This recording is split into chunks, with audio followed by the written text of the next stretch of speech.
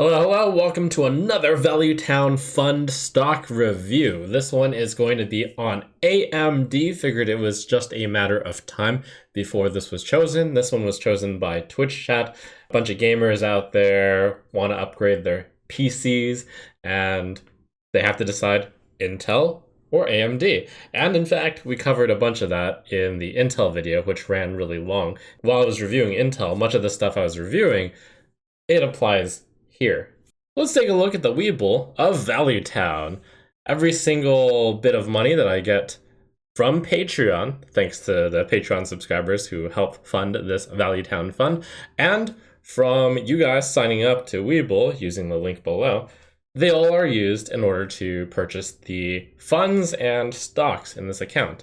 Similar to last week, this is recorded after market closing, so I am currently unable to do my usual purchase of the VXUS and the VTI. I try to make sure that 50% of all the money deposited in and gained goes into the VTI and VXUS.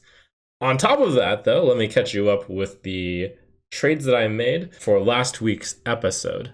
I was going to buy Microsoft and Intel, and I was going to close the Intel bull put spread. I made a profit by closing the Intel vertical by buying it back at 19 cents, which is $19. I had originally sold that for 46 cents, $46. I decided to transfer that into simply Intel shares. So 6 Intel, 2 Microsoft. On top of that, I decided to double down on 2 of the previous episode calls. One, I liked Microsoft so much that I decided I wanted to buy more Microsoft. However, the account was out of money. 2, I decided to short more Apple stock in order to gain the money to purchase Microsoft. Now, the first time I had shorted Apple, it was actually not really that great necessarily because the shorted money wasn't going anywhere. I believe better than just shorting something is to do a long-short combination. So, coincidentally, 2 Apple shares equated it to be the price of a Microsoft share. So I shorted 2 additional shares of Apple in order to buy a share of Microsoft. Value Town Fund is currently down 3.5%, and that's kind of rough, but it's okay, small sample size. I believe in the long term, these positions will go up. The only position going well so far is Tesla, which was kind of a dreamy position. It's up 10%. And the short on Apple, which has gained 3.74%. Even though Microsoft has lost money, it's actually lost less money than Apple, which means that short Apple by Microsoft is actually a winning trade still. Anyways, though, this is all irrelevant. Someday, September was a rough month, and the early part of October was kind of rough as well. I'm recording this on Monday, and that was a very rough day for big tech. So we start our journey over at Finbox, looking up advanced micro devices. It's a semiconductor company. Most of you are going to know AMD because of the Ryzen chips, which have constantly been in competition with Intel. Currently, AMD is winning the competition. It's worth mentioning that AMD has been losing to Intel for a very long time. Looking at this 10-year chart, going back to 2011, it was definitely losing to Intel, and then going all the way into, let's just say, 2016, it was definitely still solidly losing to Intel. But something happened around 2017, all the way up until now, which has caused the share price of AMD to go up nearly 10 times. So what caused this turnaround? A lot of people point to a queen, Dr. Lisa Su, who is hailed by investing people, as well as anyone who's invested into AMD, certainly, as a real queen and as a real impressive tech leader. She became the CEO of AMD since October 2014, and one thing's for sure, the timeline happens to be really in her favor. So I've got an AMD investor presentation from August 2021, which I'm just going to quickly pan through because it's stuff that is known, essentially. AMD designs chips for data centers, for PCs, and for gaming. In all three of these segments, they are currently better at it than Intel is. And when we looked at AMD versus Intel, we saw these four charts where AMD was taking market share from all CPUs, desktop, laptop, and server. But there's one more point of data now between Intel and AMD, and it's interesting to note that Intel has had a small bounce back in terms of desktop market share. It was looking like that trend was going to be AMD was going to overtake Intel. AMD does continue to make progress against Intel's server market share, though. Now, when looking up AMD, especially versus Intel, I found a gem of an article, and I believe that history is really important to look at. So this is from 2014, December. AMD versus Intel, which is the better stock for 2015? Essentially, it shows the Intel versus AMD price, where Intel has gone up, AMD had gone down, rather. That's throughout 2014. You see that the revenue of Intel was increasing at a higher rate than AMD's. The operating margin of Intel was stronger than AMD's. The net income of Intel was stronger than that of AMD's. And AMD was the underdog. It's tempting to think that AMD, after losing 2/3 of its market value over the past 5 years, could be a good contrarian play based on its recent progress in gaming consoles.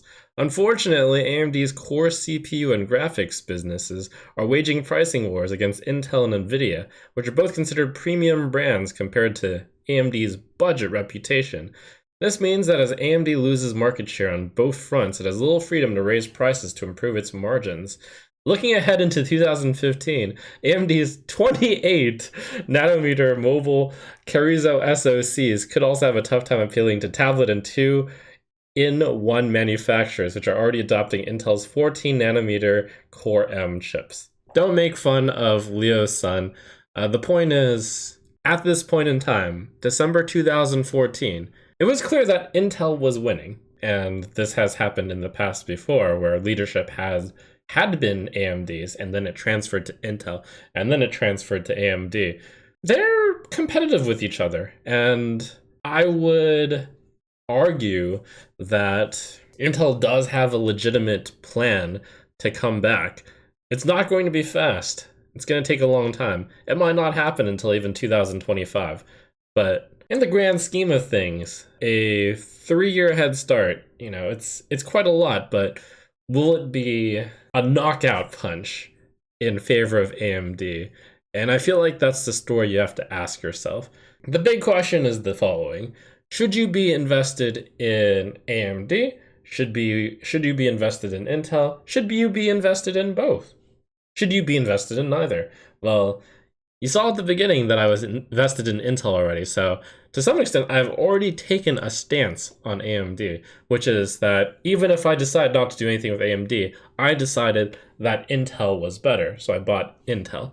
The question is, will I also buy AMD? Or will I find AMD so overpriced that I'll short it? Let's take a look at the S&P 500 weighted by market cap. I scroll down, I'm going to hit Intel. It's in the top 100 very easily. It's I don't know the exact number, but in the top 30, I'm fairly certain, or very close to it. 218 billion market cap company, net income 18.5 billion.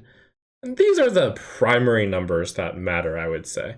How much money is the company making relative to the market cap? And that'll produce a price to earnings ratio. Price to earnings ratio is 11.8 times for Intel. Now, how about AMD?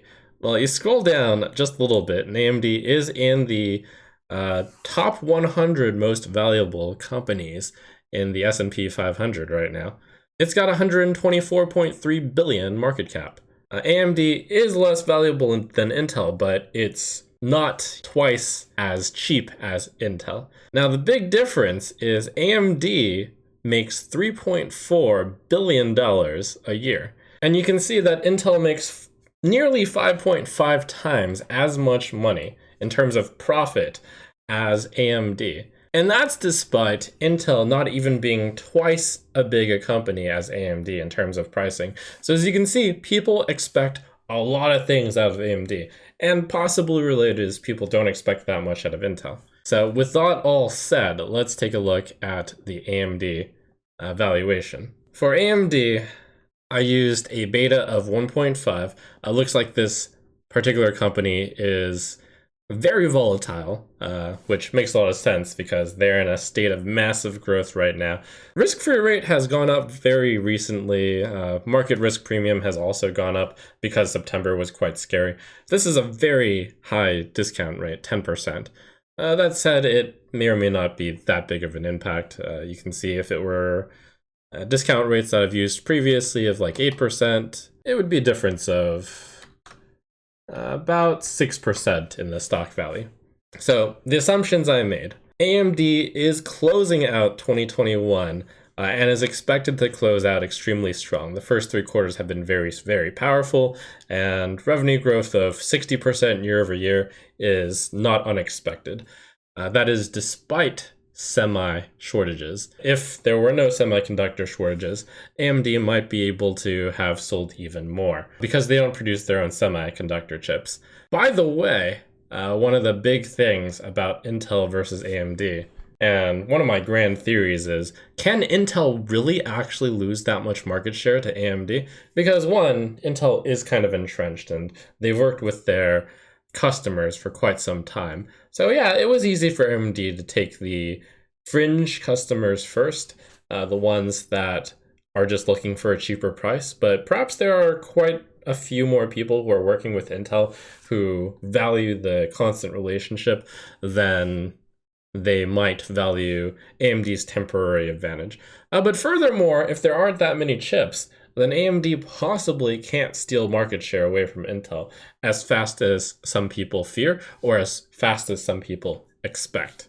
Anyways, the revenue growth of 60% for 2021 is nearly locked in, and this profit as a percentage of revenue is probably fairly accurate, plus or minus. Afterwards, the revenue growth is expected to drop off and then decrease over the next few years, especially as Intel gets more competitive. And profit margin is expected to remain fairly the same, which would make EBITDA percentage of revenue be fairly the same. Under these assumptions, and under that discount rate, the final thing that's important is this terminal value. How much of a multiple do you apply to AMD at the end of these 5 years? And this is where it's definitely more of an art than it is a science. The big thing to note right now is AMD's price to earnings ratio is sitting at 36.2x, which I actually think is fairly reasonable at the moment, because AMD is like doing really, really well and is stealing so much market share away from Intel and has a higher quality product than Intel. And Intel's PE ratio is only at 11.8x. But the point is, if in 5 years, it's AMD that has the earnings crunch, the earnings decrease from 36 down to something like Intel's 12, that's going to cause the valuation of AMD to go down by quite a lot. And certainly in 5 years, AMD's price to earnings ratio is probably not going to be at the high level that it is now as they face increased competition from Intel. So the big question is, and this is where it gets really volatile, is it going to have an EBITDA multiple of 7 on the low side? You might think, wow, that's really, really low. But history is important, and looking at past valuation ratios, there have definitely been times where EV to EBITDA, AMD has had low or even negative numbers here. That's when the article from AMD versus Intel, which is the better stock for 2015, it's during this period of time where that was written. That's when AMD was actually losing money or not making very much money. It's really obvious looking at 2018, 2019, 2020, and 2021 that AMD is making a lot of money, but the question is, will that stand? Will that stay? It's certainly going to decrease over time as interest rates increase, as well as their competitive advantage decreases. as Intel is expected to fight back. 3 estimates here. The low side. Somehow AMD actually, in 5 years, starts losing to Intel. That's actually quite an extreme estimate and probably not going to happen, but it's worth putting what is quite possibly the worst possible situation. The midpoint that I've chosen is an 18x multiple. It's always difficult to tell exactly what this multiple is going to be compared to price to earnings. My intent, however, is to call this essentially around 15 to 20 PE ratio. And on the high side, that's going to be if Intel doesn't get its act together, if AMD manages to continue their tech dominance, if AMD manages to take significantly more market share than expected from what they're already doing to Intel, we could see AMD's multiple still be this high, or possibly even higher, because right now it is at 41, 42 even. The last 3 years of multiples, this is the last 12 months, 42x, last year was 76x, 2019 was 93x. So it's certainly decreasing, and it's expected to continue to decrease. The question is, what is it going to decrease down to? And that's going to depend based on how well AMD does and how well Intel does. So off of a high, low, and medium conclusion, mostly affected by EBITDA multiple, I came up with the idea that AMD is worth somewhere between $39, which is currently 62% overpriced, to $104, which is, just about fairly priced, has some upside. Some might even claim this is the mid-expected value, but I've set this on the high side. This is my mid value, and this is from a kind of uninformed guess. I think in 5 years, I think a fair multiple is 18x for the EBITDA multiple, and it comes out that AMD is 24% overpriced. But I'm certainly not going to short AMD stock, and I'm not going to bet against AMD stock, because I can easily see this situation happening, where it's a fair price right now, where it returns 10% a year. But the point is, when you trade at this nosebleed multiple, certainly compared to Intel, you have to really believe in AMD crushing Intel, continue to crush Intel, in order to come up with this kind of valuation. There is some theoretical world where both AMD and Intel do quite well. AMD's manages to fix its semiconductor supply, gets a bunch from Taiwan Semiconductor, and sells them with its good tech. Intel also manages to produce a bunch of semiconductor chips and sells them, and Intel increases its technology. Very possible to see a world where both AMD and Intel both go up. However, I look at the AMD valuation and I look at the Intel valuation, and I just feel more secure with Intel than I do with AMD. The amount of trust I have to put in Intel performing well is quite a lot lower than I have to in terms of AMD doing well. With Intel, as long as it manages to not decrease in revenue in 2022 and 2023, and 2023, by the way, is where they're expected to get these fabricators online and start producing these chips. So I actually do expect the revenue to be substantially bigger than 0% growth. And then 2024 and 2025, as long as they manage this is a pessimistic estimate, certainly. And I've got the EBITDA multiple at 7 for Intel. As long as they do that, they are fairly priced right now. AMD needs to continue doing as well as it has, and the multiple has to go down to 18, whereas Intel's is allowed to stay at the low of 7. It has to do that. It has to grow 16%, 12%, 11%, 8% over the next 4 years. And then they actually have to do better than that. The high side is they actually have to end on a 25x multiple. This is the difference between really a growth company and a value company in the same exact industry when their direct competitors. AMD is going to grow into a valuation, and it could certainly exceed the valuation of that the stock price is implying. But when I look at the two, I just look at Intel and I'm like, wow, it's so much more realistic that Intel is going to be able to just not bleed out. And as long as Intel doesn't bleed out, it's going to do better than AMD in terms of valuation. And if Intel actually manages to exceed expectations, and boy, is it really easy to imagine that it's going to exceed expectations of 0% growth, Intel has a much more solid chance of making money, in my view, than AMD does. Which again is not to say that AMD isn't necessarily a good purchase. Lisa Su is a great CEO.